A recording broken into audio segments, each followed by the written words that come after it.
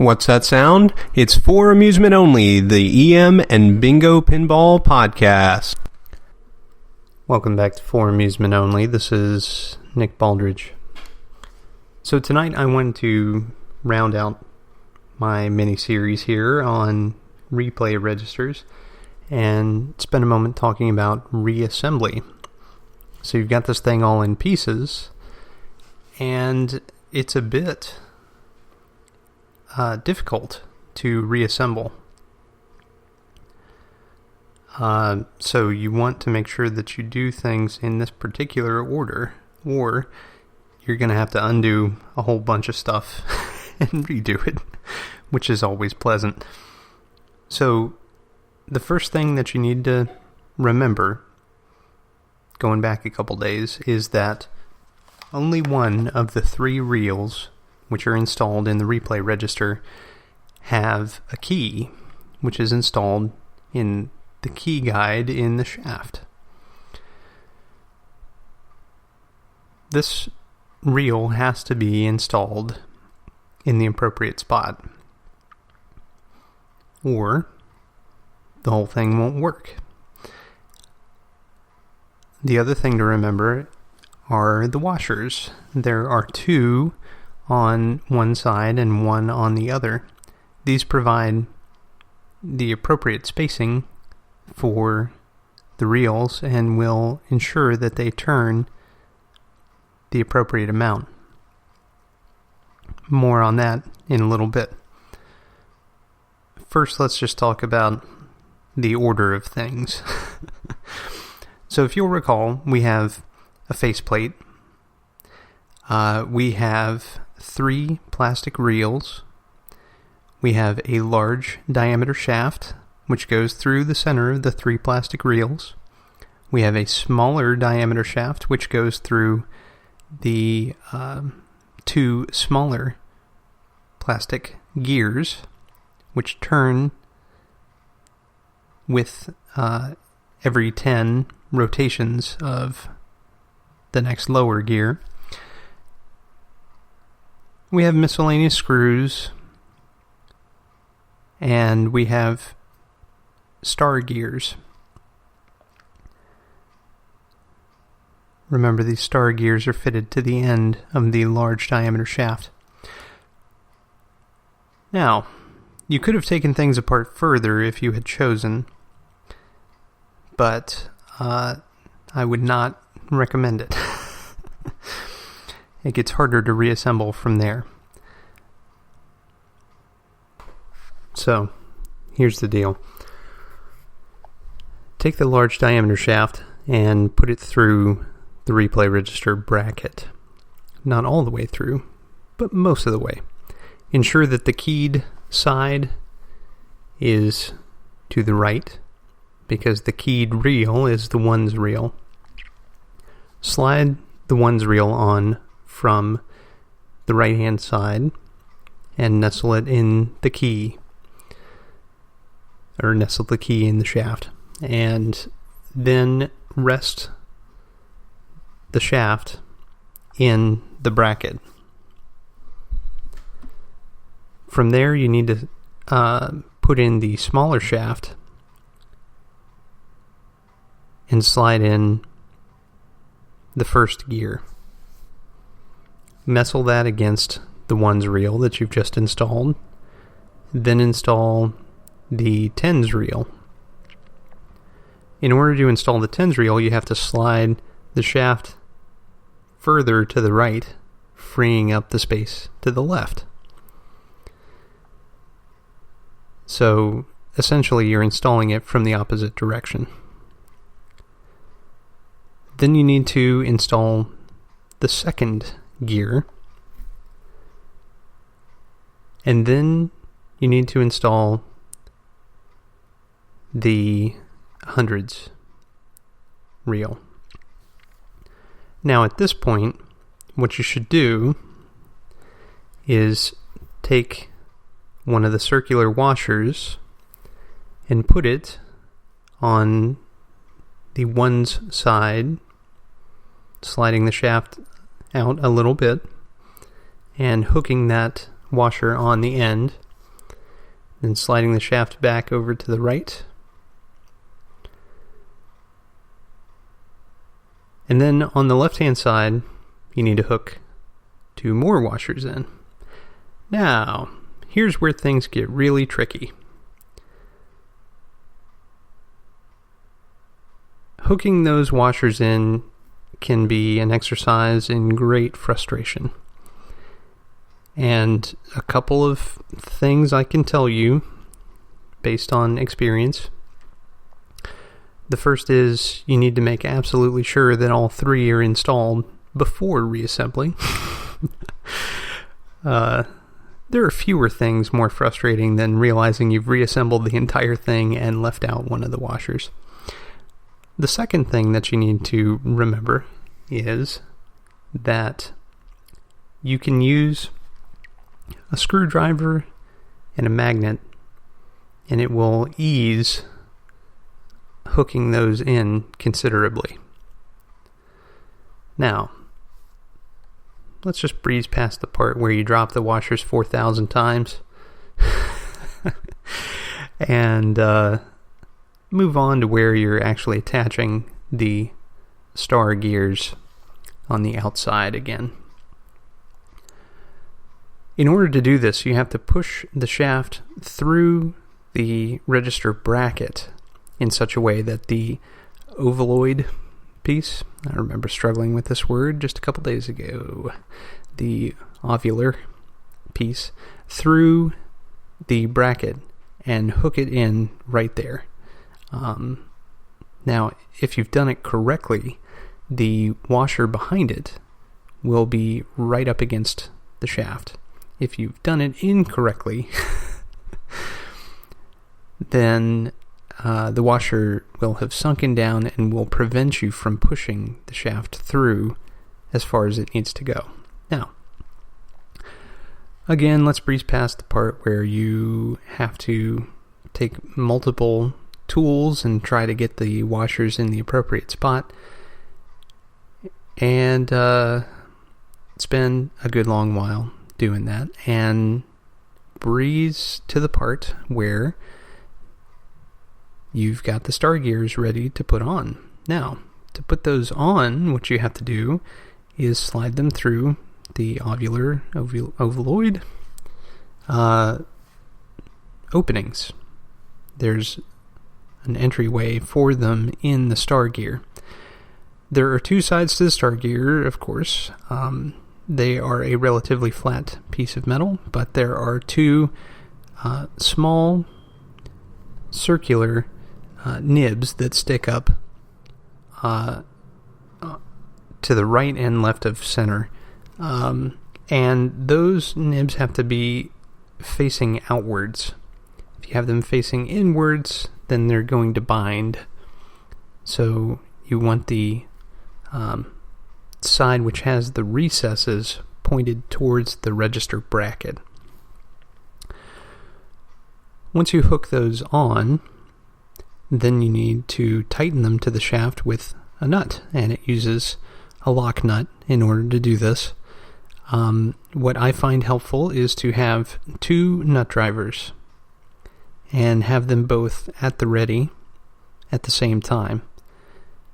And you take them and twist them in opposite directions at the same time. And this helps you in a couple different ways. One is that, of course, you're getting closer to finishing your project. And the second thing is that it'll prevent you from accidentally shoving the shaft over and messing up your washer arrangement, or knocking the star gear off of the other side. So it'll help hold things in place as you tighten it down. Now, if your star gear happens to walk off of the ovular end, you just have to push it back on gently. Again, you don't want to use a lot of brute force, and thankfully, if you've been following my instructions, even if you did unleash the Hulk strength, it would not mess up what you've done on the other side. So, you get that all tightened down. That's great. Now, what you need to do is ensure that your coil for step up and your coil for step down are reassembled. I'll leave that as an exercise for you. It's essentially a couple screws on the upper part of the coil bracket, and then a couple screws that hold the stop on. It's pretty straightforward. The biggest thing to remember is the spring washer, which goes in between the top of the coil and the plunger entrance. So it's fairly obvious if you look at it beforehand, but the spring washer should never go on the bottom or the stop side, because it's not actually preventing anything on that side. In fact, it just makes things wiggle around and causes problems. It always needs to be on the other side. Now, it kind of goes without saying, but I'll say it anyway, that all this should be clean. So you need to clean your plunger, which is attached to a spring. You need to clean your coil sleeve, and the replay registers shipped with brass sleeves. So be sure to check the condition. If your coil is heated, it's going to be very difficult to remove the brass sleeve. But if you are able, and the sleeve is not in great shape, then it makes sense to replace with a nylon sleeve. Now, once you've got your coils installed, you can test and see what happens. Now, we're doing this before the faceplate goes on, so remember that for just a moment.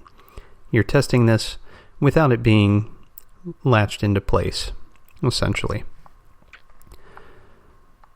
Your step-up coil is on the left. It's mounted upside down. It's very difficult to actuate if you're pressing the plunger as you normally would in order to test a solenoid-driven item. So the tip I have for you is that there's a small little angle bracket that comes out that allows springs to attach. If you push on this, it's very easy to manipulate that plunger and push the star gear from position to position. It's also a very good way to test the mechanical condition of the step-up portion. And you can repeat this technique for the step down. And just check to see if anything's binding. Step it up, at least turning the hundreds one time, and then step it back down. You don't have to step it all the way back down, because of course the replay reset circuit will take all of them off as soon as the machine is powered on. But it certainly helps to know if there's any kind of binding or mechanical problem before you finish reassembling.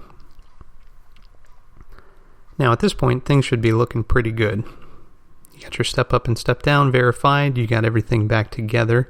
The only thing that's missing are the items that help beautify the replay register.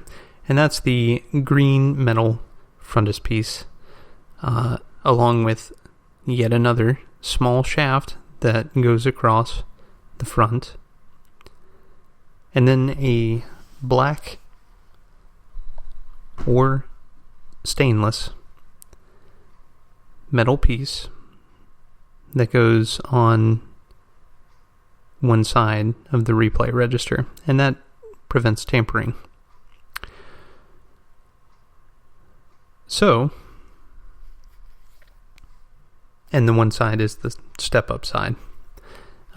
So, essentially, it's this big metal plate, and if you were to fish a wire through the back glass or drilled a hole in the side, you wouldn't be able to actuate that solenoid easily unless you happen to know that there's this big metal plate there, and you'd have to fish a wire underneath and then up.